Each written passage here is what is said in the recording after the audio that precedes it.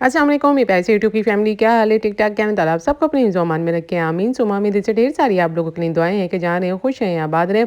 तो जी, ईमान की फैमिली और यहाँ तक के जो रजब की फैमिली है, इनके बीच जो क्लैश आए हैं, वो ईमान और रजब के बीच में नहीं थी। ऐसी कोई भी लड़ाई नहीं थी इन दोनों मियाँ-बीवी के बीच में, क्योंकि आपको पता है ना ही ईमान लड़ाई में तेज़ है और रजब तो मतलब ये इन चीज़ों का कोई असर ही नहीं लेते। तो वजह क्या बनी? भई सुनने में आया है कि जो वजह है बड़ों में बनी है, ठीक है जी। तो जी बड़ों में वजह बनी थी, बड़ों के दिलों में एक-दूसरे के लिए एक कह लें कि जो भी था छोटों को लेके कि रजब की जो मदर है उनका यही कहना था, उनका यही गिला था, यही शिकवा था जब रजब बाहर कंट्री में थे तो उनसे फ़ोन पे यही कहती थी कि मुझे कीवान याद आ रहा है, मुझे ईमान याद आ रही है। ईमान को फ़ोन करो को कीवान को लेकर आए, घर आए, अब्बा बहुत याद कर रहे हैं, मतलब है उनका एक ही सवाल होता था। तो लड़ाई ऐसी कोई भी नहीं थी जो कि इन दोनों मियाँ-बीवी में दूरियाँ पड़ी। और यही बात है, लोग ये भी कह रहे हैं कि जो ईमान को उनकी मदर ले लेके जाती थी और जब ईमान यहाँ आती थी तो उनके साथ उनकी मदर आती थी। काफ़ी सारे लोगों ने ये कमेंट्स बॉक्स में आके भी कहा कि ईमान अकेली नहीं आती, उनकी मदर उनके साथ यहाँ रहती हैं। जितने दिन ईमान रहती हैं उतने दिन ही रहती हैं और फिर साथ ही ईमान को लेके चली जाती हैं।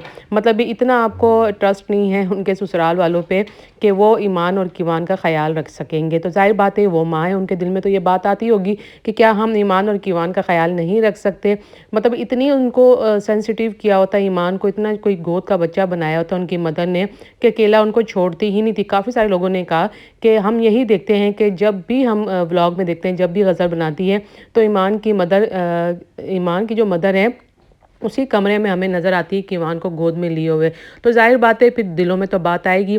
यही वजह है कि जो ईमान भाग-भाग के जाती थी उसका दिल ही नहीं लगता था। काफ़ी सारे लोग यही कहते थे कि रजब नहीं है इसी वजह से उसका दिल नहीं लगता और वो भाग के चली जाती है और वो शोर-शराबे से घबराती है कि शोर-शराबा है, मेरा बच्चा डिस्टर्ब हो रहा है।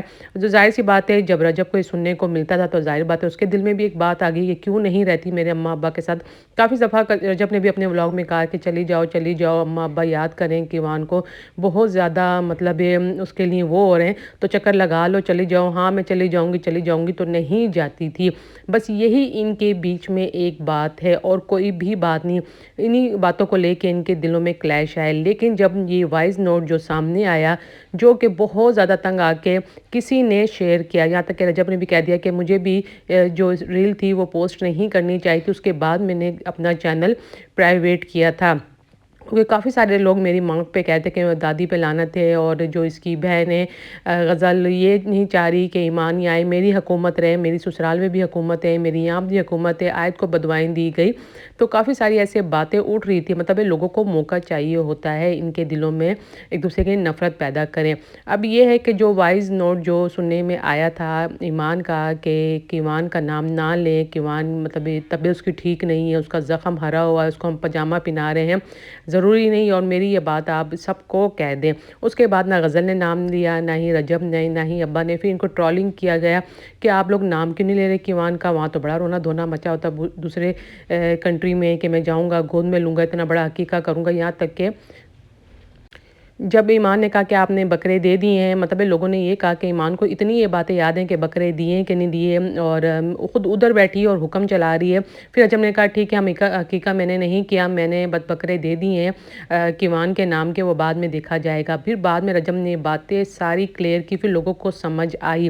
फिर समझ आने के बाद फिर ये है कि ईमान के दिल में पता नहीं कहाँ से मोहब्बत दोबारा से पैदा हो गई। लोगों ने कहा कि फिर ईमान और उसकी फैमिली यही चाह रही थी कि हमें रजब आके ले जाए। अब उसकी पूरी फैमिली यही चाह रही है कि रजब किसी न किसी तरीके से मुझे आके ले जाए। यहाँ तक कि जो ओन ने भी कुरान शरीफ पे हाथ रखा, उसने कहा मैंने ऐसी कोई बात नहीं की, ना ही मेरी फैमिली में, ना ही ईमान ने, ना ही मेरी मदर ने हम पे इल्ज़ामात लगाए जा रहे हैं, हमें फ़ज़ूल में हमें मतलब ट्रोल किया जा रहा है। तो लोगों ने कहा कि अब जब ईमान की फैमिली चाह रही है तो रजब क्यों नहीं लेने जा रहे ईमान को और कीवान को, दोनों माँ बेटे को क्यों नहीं लेकर आ रहे? आखिर क्या वजह है? क्या रजब उसको डिवोर्स देना चाह रहे हैं? پھر رجب کا پوڈ کاسٹ آیا جو یہ کراچی میں انہوں نے دیا، تو انہوں نے کہا کہ جو اون ہے وہ بچہ ہے، نہ سمجھ ہے اور اس کو سمجھ آ جائے گی، وہ بھی ہماری فیملی ہے۔ جب اتنی باتیں آپ نے رجب کہہ دی ہیں تو پھر یہ کون سی بات ہے؟ پھر یہ کہا گیا کہ اماں نے جان بوجھ کے گھر میں کام چھڑوا لیا، ٹائلیں توڑوا لی کہ کام ہو رہا ہے کام ہو رہا ہے۔ بھائی ظاہر سی بات انہوں نے کام کروانا تھا اپنے گھر میں، انہیں پتہ ہے کہ پھر ماشاءاللہ سے پھر خوشیاں اللہ دے گا، خیر و عافیت کے ساتھ ایمان اور ایمان آ جائیں گے، تو پھر یہ کام ہم نہیں چھڑوا سکتے، بچے کے ہوتے ہوئے ٹھک ٹھک نہیں کروا سکتے۔ لوگوں نے کہا کہ ان کی صلح ہو جائے گی، بڑے بیچ میں پڑے ہیں، دوست یار بیچ میں پڑے ہیں، ماں بھی چاہ رہی ہے کہ کیوان ایمان آ جائے، تو رجب کیوں نہیں لینے جا رہا؟ اب یہ سوال پیدا ہوتا ہے کہ کیوں نہیں لینے جا رہا، جبکہ ایمان کی طرف سے بھی یہ خبریں سننے کو ملی ہیں کہ ایمان کی فیملی چاہ رہی ہے کہ ایمان اور کیوان اپنے گھر چلے جائیں، رجب مجھے لینے آ جائے۔